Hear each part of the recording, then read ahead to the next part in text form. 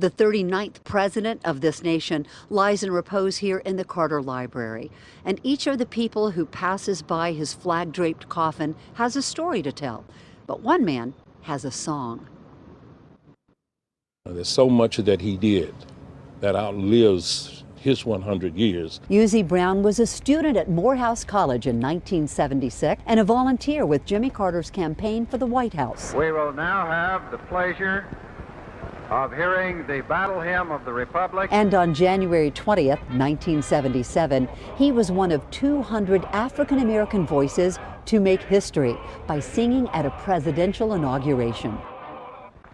But I never would have dreamed that I would have been a part of the actual inaugural ceremony, and much less sing a solo in Battle Hymn of the Republic. The 26-year-old from Cowpen, South Carolina, was in the consortium of choirs from historically black colleges and universities, lifting his voice for the new president. There was an attitude that a sea change would take place with someone who was so sensitive and connected to the community of people of color. Jimmy Carter narrowly defeated Gerald Ford, and he did it by securing 85% of the black vote. I think of who I am as a person and who this nation is, and a lot of that is owed to the tremendous work of President Jimmy Carter, especially his contributions post his time as president. I just am amazed at how much he contributed to the world in terms of civil and human rights.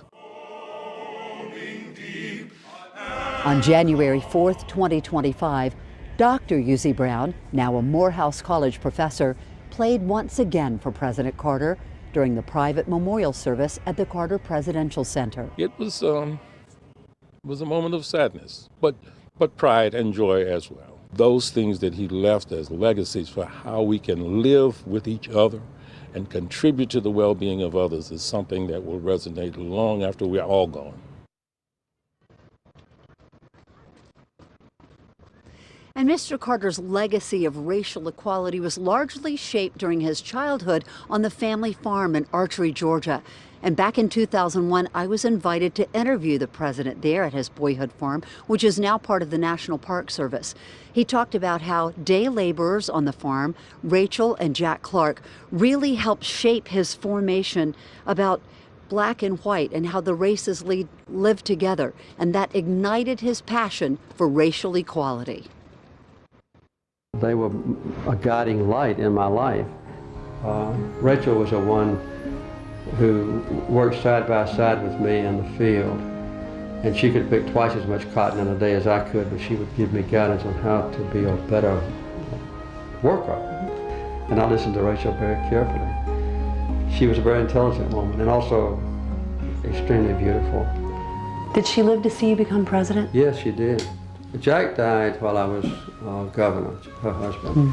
But Rachel moved from the farm into the housing project in Plains. Loved him. And every time I came home from the White House, I would go and see Rachel, of course. And Rachel would give me advice. Did you take it? Usually I took it, yes.